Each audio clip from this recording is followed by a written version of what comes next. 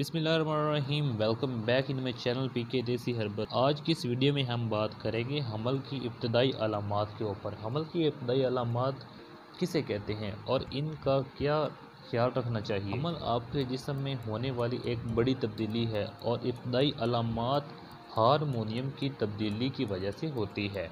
इस हवाले से मुकम्मल आगाही के लिए अपने डॉक्टर से मशवरा करें। अगर आप गैर मामूली ताख़ीर महसूस करें तो अपने डॉक्टर से रब्ता करें। सुबह की मतली हर एक पे मुख्तलिफ तरीके से असरअंदाज होती है। आप क्या महसूस करेंगी या फिर जिस्मानी कमज़ोरी, ये हमल ठहरने की चंद दिन बाद या चंद हफ्तों बाद शुरू हो सकती है। अगर आप खुशकिस्मत हुई तो आपको ये तजर्बा होगा ही नहीं। इसको सुबह की मतली कहा जाता है, लेकिन ज़रूरी नहीं है कि ये मतली सुबह के ही वक्त हो, बल्कि ये सुबह या रात के किसी भी वक्त हो सकती है।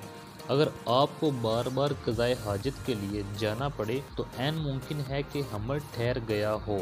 पहले 3 माह जिस्म में होने वाली हार्मोनियम की तब्दीली की वजह से बार बार क़ज़ाए हाजत के लिए जाना पड़ता है।